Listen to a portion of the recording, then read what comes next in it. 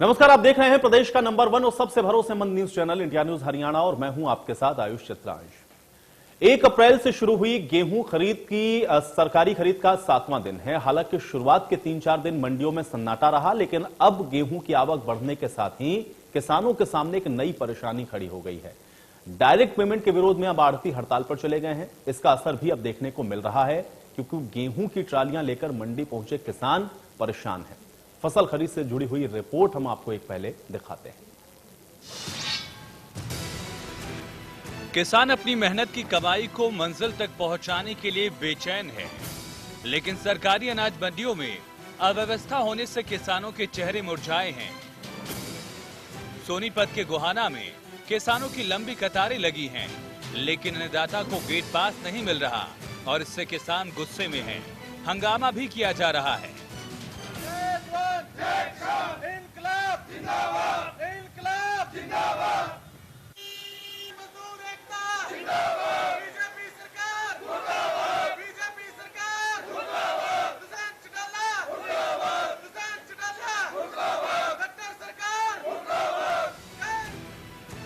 हालांकि किसानों के विरोध को देखते हुए तहसीलदार ने मंडी का दौरा किया।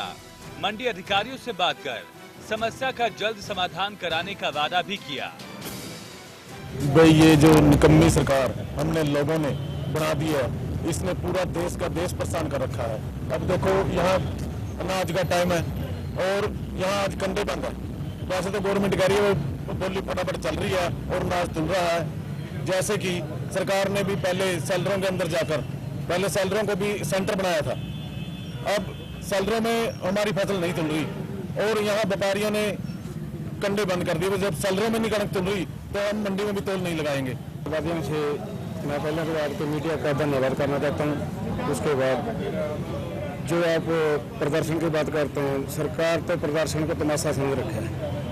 इसलिए हम प्रदर्शन करने योग्य नहीं रहेंगे, हम प्रदर्शन करेंगे। हम तो लड़ाई पे उतरने की तैयारी है। सिर्फ गोहाना ही नहीं, बल्कि बल्लभगढ़ अनाज मंडी में गेहूं तुलाई न होने की वजह से किसानों को भारी परेशानी का सामना करना पड़ रहा है। किसान घंटों लाइन में खड़े रहते हैं, लेकिन फिर भी गेहूं की खरीद नहीं हो पा रही है। परेशानी हो रही है। सुबह के लाइन में लगे, नंबर सुबह के लाइन में लग रहे हैं, अभी तक नंबर नहीं आया। अभी नंबर नहीं आया। कहीं जाम लगा है, कहीं आरती हड़ताल पर हैं। कैथल जिले की गुहलाचिका में पिछले 4 दिनों से गेहूं की खरीद नहीं हो पा रही है और अब इस बात को लेकर किसानों में नाराजगी है। किसानों के मिजाज को देखते हुए मंडी में भारी पुलिस बल भी तैनात किया गया है। कल भी आए जी, कल 2 बजे बोले भाई बंद हो काम कल आइयो। आज 6 बजे गए हुए हैं। लाइन बहुत बड़ी लग रही है। खेत में मशीन खड़ी है, कंबाइन ट्रेलर यहाँ खड़ी है। एक आदमी किसान कहाँ जाएगा। लाइन में लग गया, अब भी लाइन में लग रहा पर आज भी खाली जाना दिखता घर पे। ये 2 बजे छुट्टी कर दिया है, कदे लंच कर ले। कल गए क्यों मंडी में पड़े ट्रैक्टर लेके गया कार्ड मांगा, कदे आड़ती पे लखवा गया, कदे और कुछ 20 आईडी लिया। याड़े क्यों काटा ही नहीं लाइन में खड़े हो बटे हुआ की खड़े जी। सुबह 6 बजे आए थे। हाँ। और बाद 3-4 घंटे मोड़ में पड़ा हुआ। हाँ। 7-8 घंटे लाइन में लगा रहना है। सिरसा अनाज मंडी में भी गेहूं की तुलाई नहीं हो पा रही है। आरती एसोसिएशन भुगतान की समस्या को लेकर हड़ताल पर है और इसका सीधा असर फसल खरीद पर पड़ रहा है। चरखी दादरी में फसल रजिस्ट्रेशन के लिए पोर्टल बंद होने से भी किसानों को परेशानी हो रही है।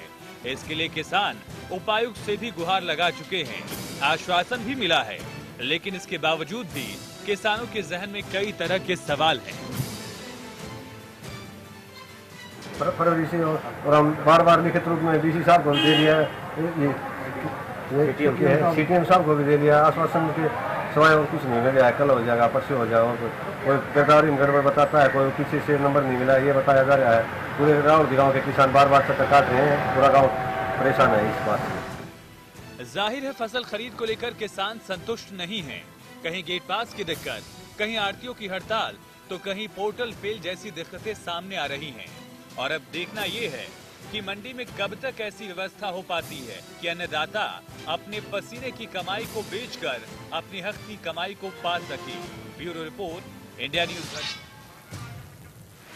तो आढ़ती हड़ताल पर हैं तो सरकार आढ़तियों को मनाने की कोशिश में भी लगी है और सरकार ने आढ़तियों का पिछला भुगतान ब्याज के साथ लौटाने का भी ऐलान किया है, जिसकी प्रक्रिया भी शुरू हो गई है। तो वहीं नेता विपक्ष भूपेंद्र सिंह हुड्डा ने कुरुक्षेत्र और सोनीपत अनाज मंडी का दौरा कर फसल खरीद पर सवाल उठाए हैं। आढ़ती हड़ताल पर हैं, फसल खरीद में किसानों को दिक्कतें आ रही हैं। बढ़ती गर्मी के बीच अन्नदाता मंडी पहुंच रहा है, लेकिन वहां पर निराशा ही हाथ लग रही। और अब बढ़ते पारे के बीच प्रदेश में सियासी पारा भी हाई हो रहा है। नेता विपक्ष भूपेंद्र सिंह हुड्डा अनाज मंडियों का दौरा कर रहे हैं।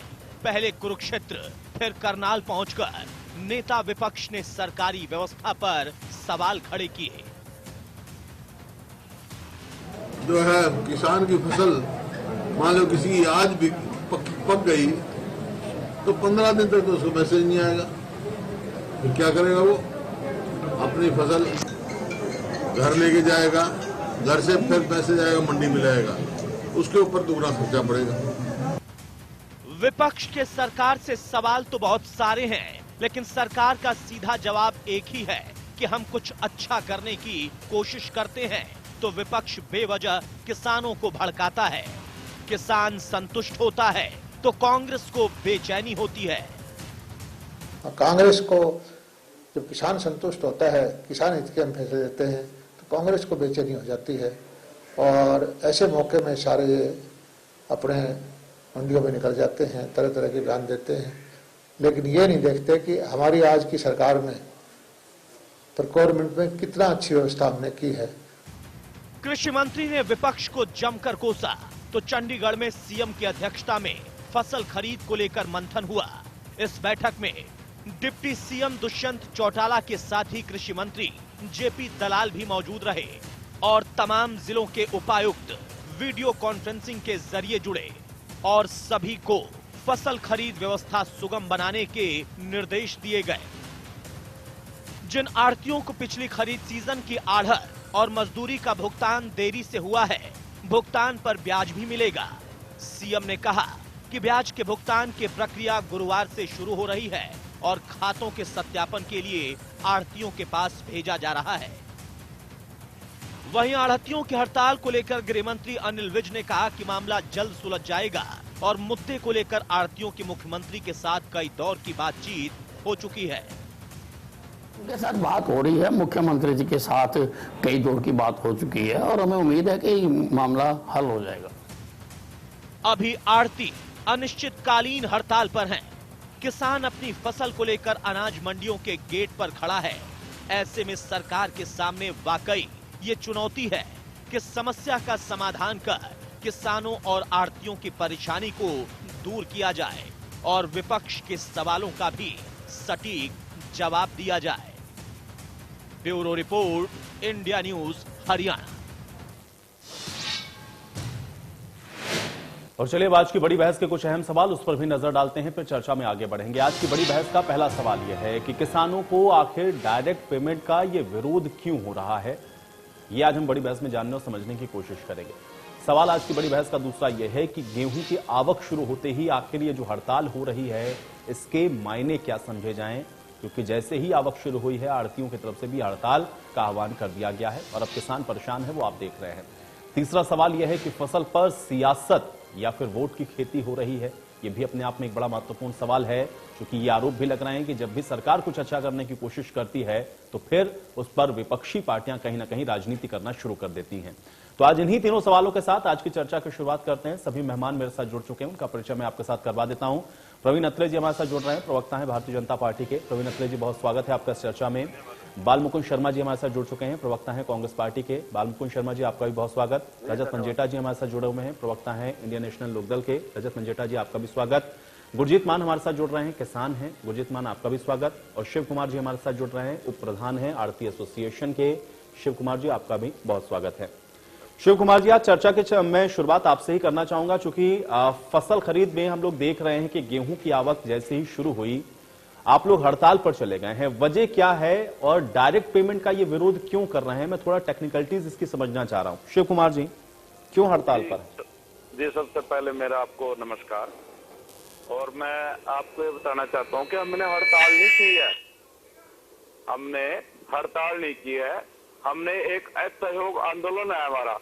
सरकार की जो खरीद नीति है, सहयोग आंदोलन है हमारा।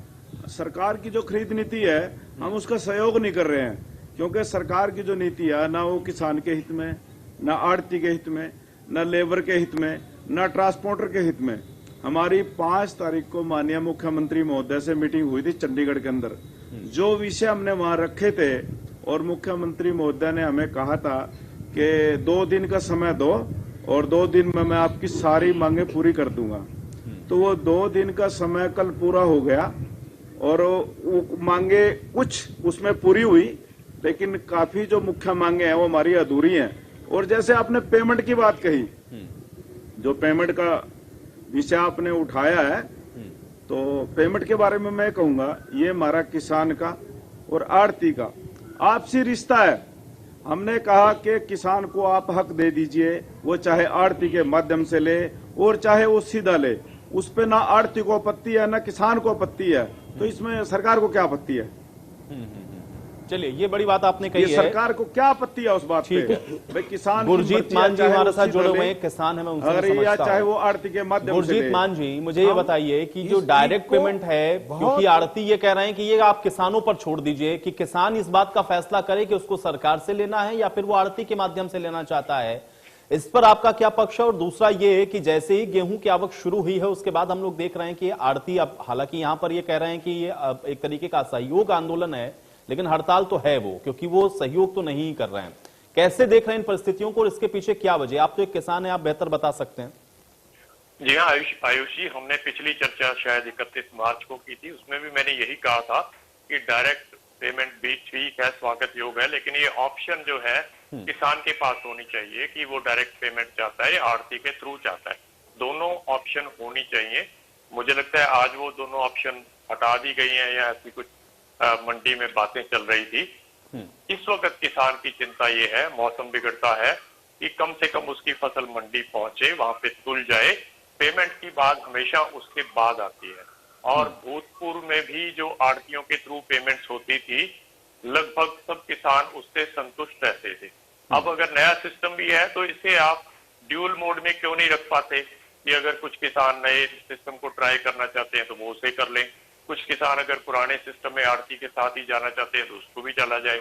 क्योंकि जैसे मैंने पहले भी जिक्र किया था कि मेरी फसल मेरा ब्यौरा आज भी त्रुटि रहित नहीं है, और इसको मैंने बाद में काफी रेज किया था through a reputed newspaper. ACS साहब तक बात पहुंचाई थी कि बहुत सारे भूखंड अभी भी मेरी फसल मेरा ब्यौरा से वंचित है और वो टेक्निकल कमियों के रहते वो उसमें दर्ज नहीं हो पा रहे हैं। अब उसको मैंने, मेरा भी एक ऐसा भूखंड है, उसको मैंने रिपीट किया, ट्राई किया 6 तारीख को, वो फिर भी नहीं हो पाया। अकेला डिजिटल बात करने से बात नहीं बनेगी, अपने डिजिटल सिस्टम्स को हरियाणा सरकार ठीक करे, तब लोगों में और आड़तियों में और किसानों में विश्वास बनेगा। प्रवीण जी, आपने किसान और आड़ती दोनों की बात सुन ली, मैं चाह रहा हूं जवाब दें।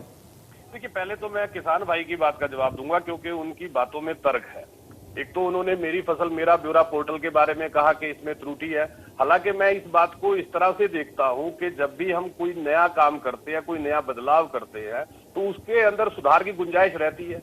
ये तो अभी एक पोर्टल है जो पिछले 3 साल से अस्तित्व में आया है। हमारे सामने तो ऐसे उदाहरण हैं कि दुनिया में जो ई सिस्टम को लेके आने वाली कंपनी माइक्रोसॉफ्ट है, उसकी खुद की साइट में ये प्रॉब्लम आ गई थी, अगर आपको याद होगा करीबन 1 हफ्ता पहले।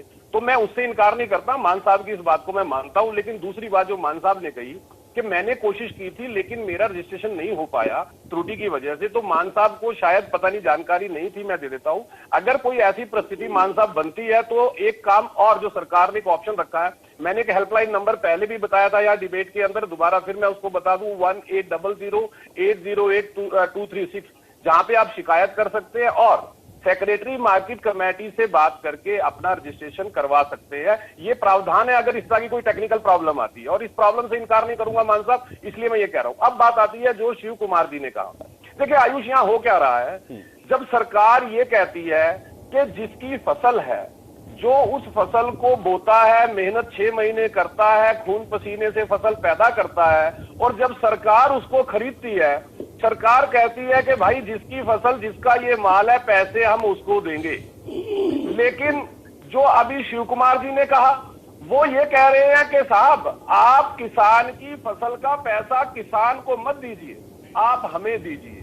मैं इसको देखिए, यहाँ पे शिव कुमार जी ने थोड़ा शब्दों को बहुत अच्छे ढंग से पिरोया है, लेकिन मैं करनाल के इनके आड़ती जो आज भूपेंद्र सिंह हुड्डा साहब जब वहां पे पीसी कर रहे थे, जो अपना इवेंट कर रहे थे, उसमें जो आड़तियों को रिप्रेजेंट कर रहे थे साहब, उन्होंने जिन शब्दों का प्रयोग किया, मैं हूबहू वो शब्द बोलता हूं।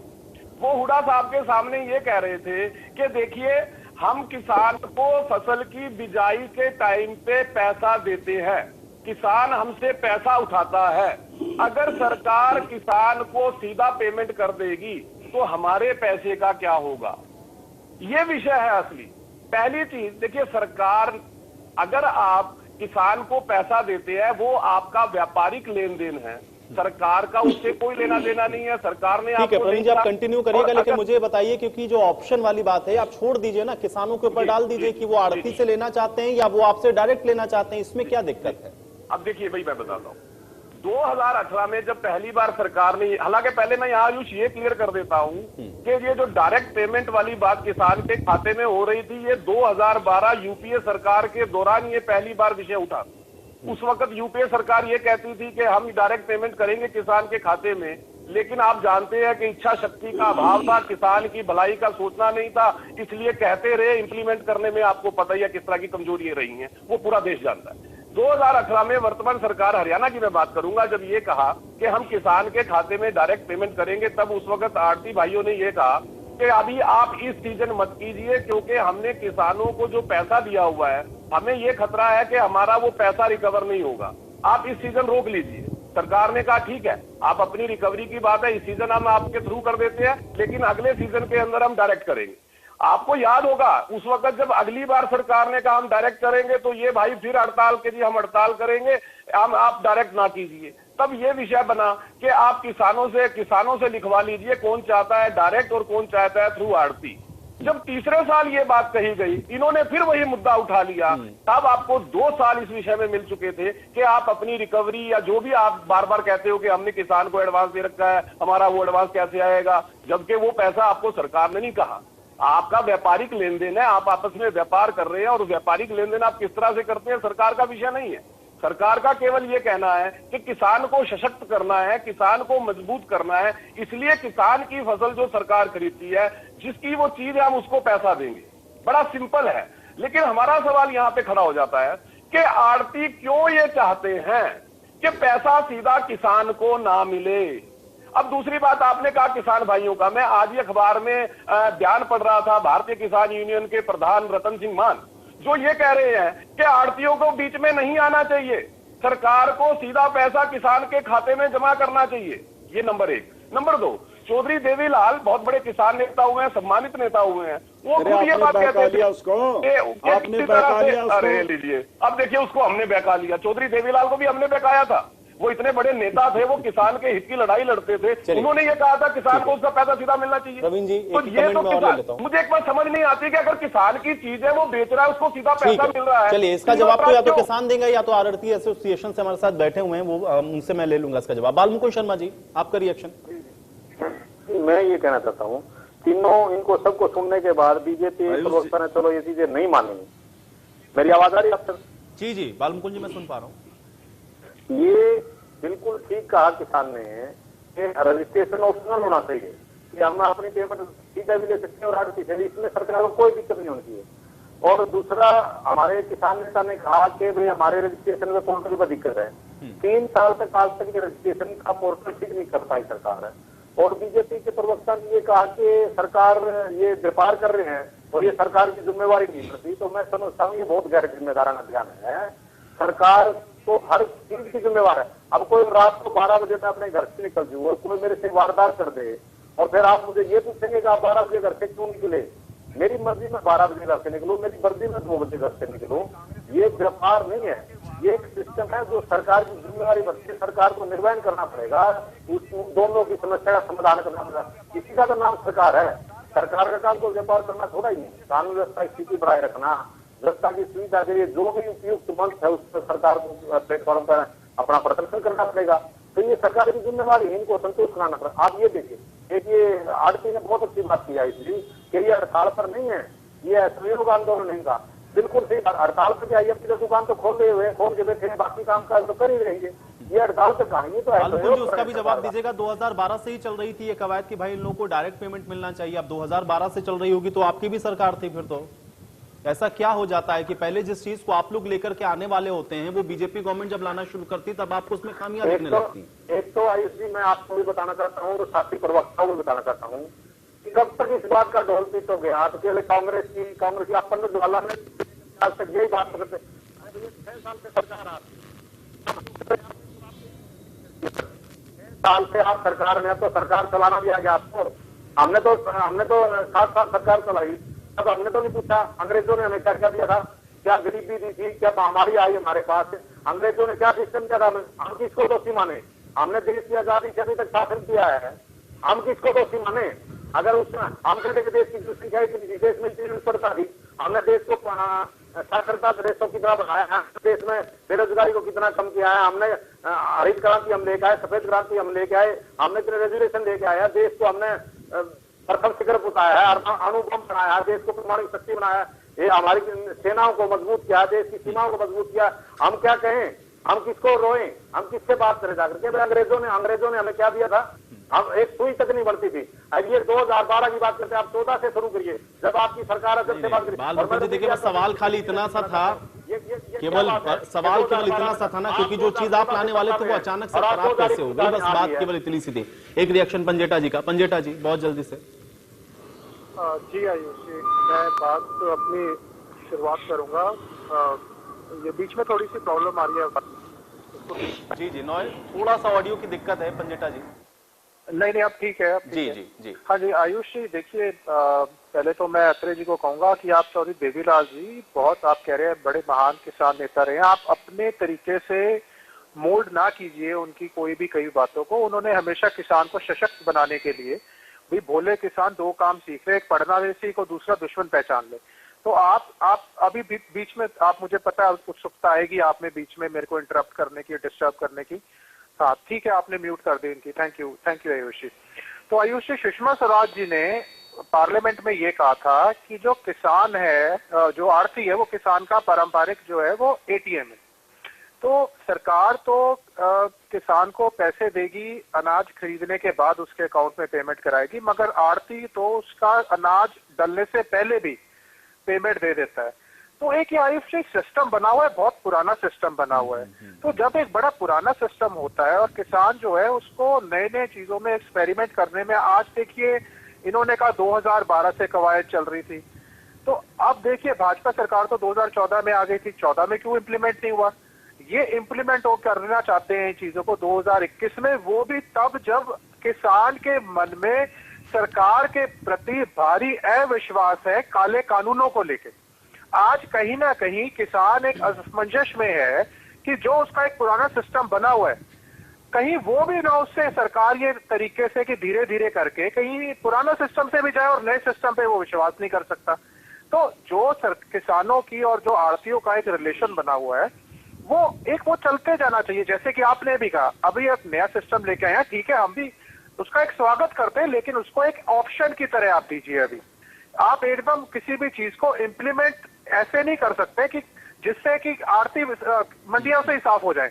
उनका भी काम जो है वो किसानों का रिश्ता जो है, एक ये नहीं है कि जो फसल के टाइम में किसानों का रिश्ता है कि जब ये फसल गिरनी शुरू होती है तभी आढ़तियों से काम पड़ता है। सरकार बीच में नहीं आएगी, सरकार कोई किसान की मदद करने नहीं आती, उस टाइम पे भी आढ़ती जो है किसान की मदद करता है। ये पॉइंट है।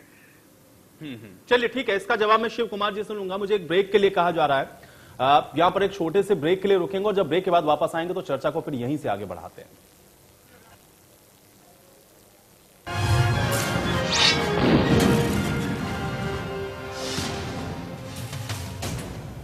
आज हम लोग चर्चा कर रहे हैं फसल आवक के बीच में आढ़तियों की हड़ताल की और इसके मायने की। एक बार फिर से चर्चा में वापस लौटते हैं। शिव कुमार जी, मैं आपके पास आ जाता हूं। जो बातें यहां पर प्रवीण अत्रे जी ने कही है, मैं चाह रहा हूं उसका जवाब दें। और एक सबसे महत्वपूर्ण बात यह है कि अगर डायरेक्ट किसानों को पेमेंट हो रहा है तो उसमें क्या परेशानी है, आढ़ती इसका विरोध क्यों कर रहे हैं, ये जानना चाह रहे हैं प्रवीण अत्रे जी। मैं चाह रहा हूं कि इसको बताएं कि आखिर क्यों विरोध है इसका।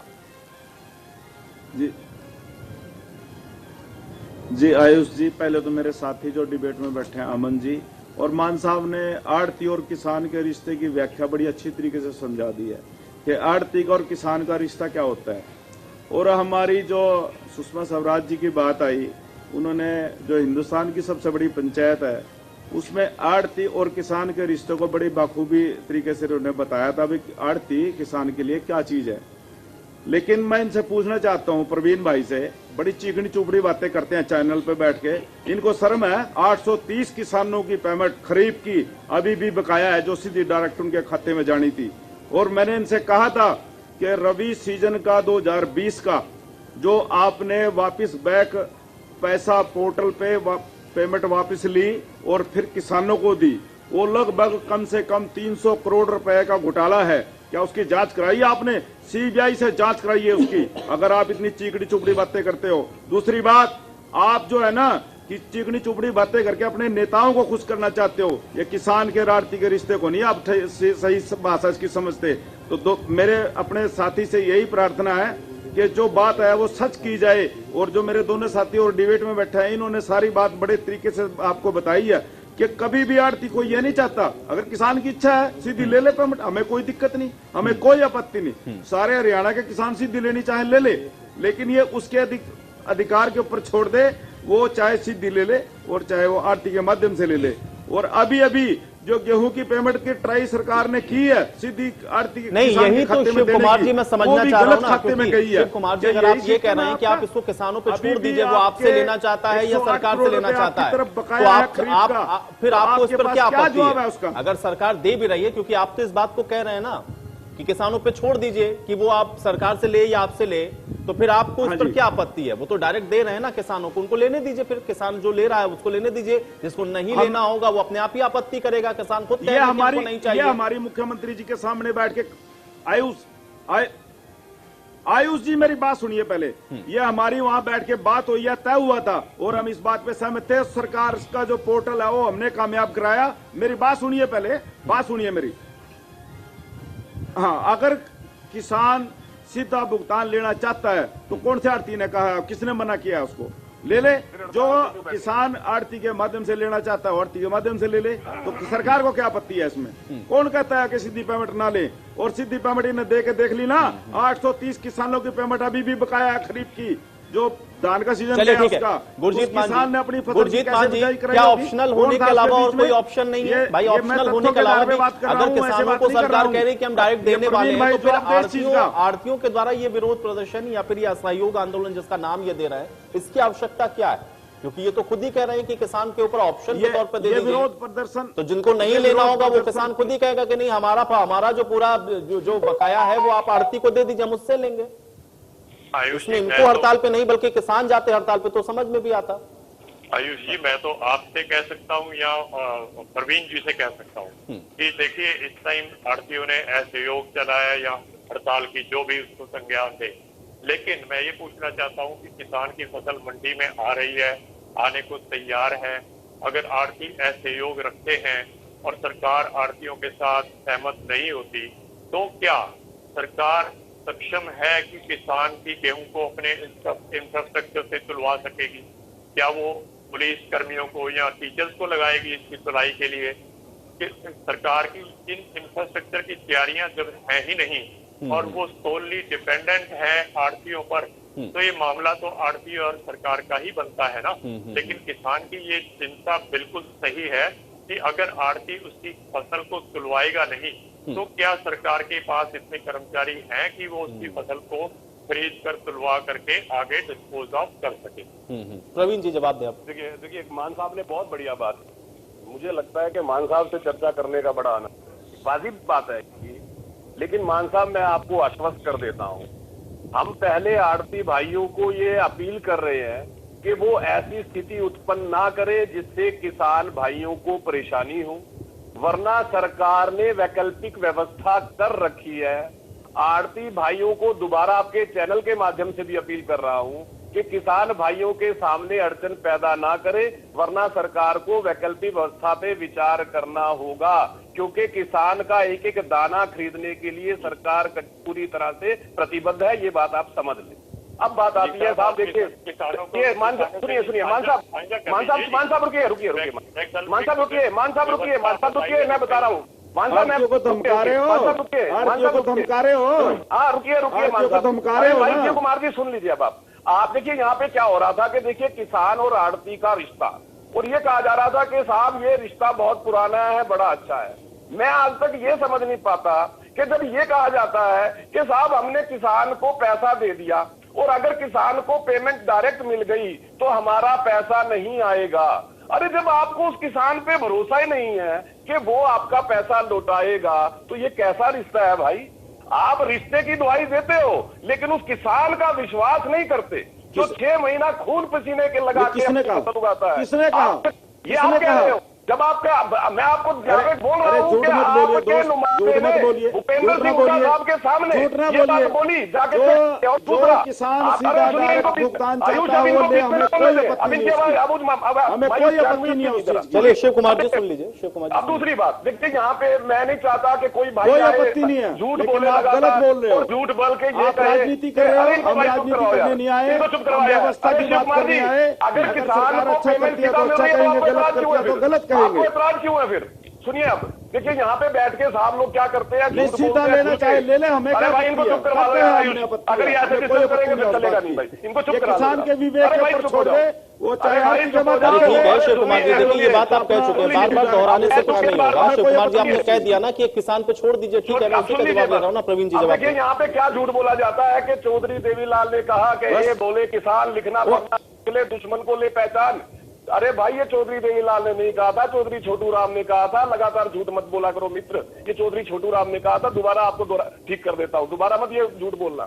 अब अगली बात देखिए, यहाँ पे ये कहा गया कि सुषमा जी ने लोकसभा के अंदर ये कहा था कि किसान और आड़ती। मैं हैरान होता हूं जब आप इस बात को कोट करते हो तो आप ये क्यों भूल जाते हो कि भूपेंद्र सिंह हुड्डा ने उस वक्त लोकसभा में क्या कहा था? उसको भी तो बोलो ना भाई। उसने कहा था कि आड़ती मुफ्त में पैसा नहीं देता, किसान से ब्याज लेता है 24%। वो लाइन क्यों नहीं बोलते आप यहाँ पे? उसको क्यों काट के खा जाते हो बीच में से? और सबसे बड़ी बात तो यहाँ पे कांग्रेसी प्रवक्ता बात कर रहे थे कि साहब हमने परमाणु शक्ति बनाया देश को। भाई आपको भी दुरुस्त कर दूं, परमाणु शक्ति अटल जी की सरकार थी, भारतीय जनता पार्टी की, तब बना था। 1974 में आपकी सरकार के दौरान तो एक्सपेरिमेंट फेल हो गया था। इसको भी करेक्ट कर लो जरा, यहाँ बैठ के झूठ मत बोला करो। चलिए ठीक है। प्रवीण जी देखिए मेरे पास समय बहुत कम है। प्रधानमंत्री मोदी का स्टेटमेंट भी आ रहा है, थोड़ा सा उसको भी हम लोग को चलाना है। मुझे अभी जानकारी दी गई। बालमुकुल शर्मा जी एक रिएक्शन लेता हूँ मैं। बालमुकुल शर्मा जी जो आज बात चल रही है उसकी बात करिए। बालमुकुल शर्मा जी बहुत जल्दी से प्रवीण जी की बात करिए। जी ऐसा है, ये आपने आड़तियों को भी सुना, किसान को भी सुना और हमको भी सुना। समस्याएं हैं, दिक्कत है, परेशानियां हैं, तो सरकार की जिम्मेवारी है ये परेशानियां दूर करने की और तुरंत जरूर करेंगी। बीजेपी के प्रवक्ता जो आड़तियों को धमकी दे रहे थे कि वैकल्पिक व्यवस्था है हमारे पास, कर लेंगे हम, ये एक मन दाना नहीं खरीद सकते। अरे वैकल्पिक व्यवस्था क्या आप गांव में तो घुस नहीं सकते, लोगों में तो जा नहीं सकते। आप दाना आप मंडी में आके दिखा दो, क्या वैकल्पिक व्यवस्था आपके पास? बीजेपी का कोई कार्यकर्ता मंडी में प्रवेश करके दिखा दो, मुख्यमंत्री वहाँ अपने इलाके में जाके दिखा दो, डिप्टी चीफ मिनिस्टर अपने इलाके में जाके दिखा दो। लोगों के बीच में तो जा नहीं सकते हैं, वैकल्पिक व्यवस्था है तुम्हारे पास। आप सीधे होकर बात क्यों नहीं करते? किसानों से समाधान की बात करेगा, धमकी दे रहे आप छोड़ दो, ये बात नहीं होती। ठीक है प्रवीण जी बालमुकुल जी की बात को कंप्लीट होना बात करनी चाहिए। सरकार के प्रवक्ता को बड़ी शालीनता से बात करनी चाहिए और बार बार ये करना चाहिए जो होगा हम करेंगे समाधान। किसानों को परेशान मत कीजिए, वरना सरकार क्या करेगी? समाधान किसान भी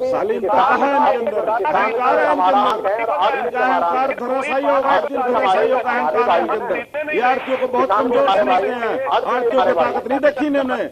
ये कैसे चलेगा? आप रिश्ते की बात करते हो, नहीं आप ये सब देखिए सरकार की जिम्मेवारी है। आड़तियों से ही सिस्टम चलता है देश में, मजबूती दी है व्यापारी वर्ग ने इस देश को। आप क्यों नहीं? व्यापारी वर्ग ने मजबूती दी है इस देश को और व्यापारी वर्ग से ही आपने दिया। 830 किसानों का बकाया आज भी बकाया है, क्यों नहीं जवाब देते आप उसका? आज तक आप जवाब दीजिए उसका। चलिए ठीक है आपका पंजेटा जी, ठीक है चलिए रजत पंजेटा जी, आप क्यों नहीं जवाब देते उसका? रजत पंजेटा जी। एक मिनट ये मैं बिल्कुल अत्रे जी के ने ये ना थोड़े उत्साहित होकर अपने मुंह से ही सारी की सारी बात खुद ही बोल देते हैं। ये जो वैकल्पिक व्यवस्था है इसी का ही तो डर है, और किस चीज का डर है आयुष जी?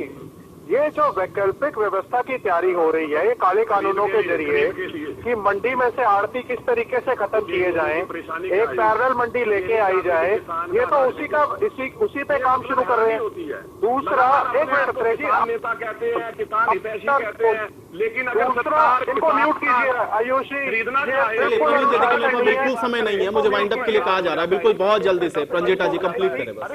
इन्होंने देखिए, जब ये गमले में वजूद जितने लोग, गमले की घास जितने वजूद जितने लोग, जब चौधरी देवीलाल जैसी शख्सियत के बारे में टिप्पणी करते हैं तो ये कौन है उस टाइम सर्टिफिकेट देने वाले? क्या ये उस टाइम पैदा भी हुए थे? ये जब चौधरी देवीलाल जी के बारे में टिप्पणी करते हैं। पंजेटा जी, मैं इसी के साथ चर्चा अब यही समाप्त करूंगा, मेरे पास समय बिल्कुल नहीं है। आप सभी का बहुत शुक्रिया समय निकालने के लिए, चर्चा का हिस्सा बनने के लिए। हालांकि अब आड़तियों ने जो हड़ताल की है इसका समाधान कैसे सरकार निकालती है ये सरकार को ही देखना है, लेकिन हाँ ये बिल्कुल तय है कि जिस तरीके की स्थितियां बन रही हैं उससे निश्चित तौर पर ये जो फसल खरीदी चल रही है उसमें दिक्कतें साफ तौर पर देखने को मिल रही हैं। और अब देखना यह है कि फसल खरीदी सुचारू रूप से किस प्रकार से चलती है। आज बड़ी बहस में मेरे साथ फिलहाल इतना ही।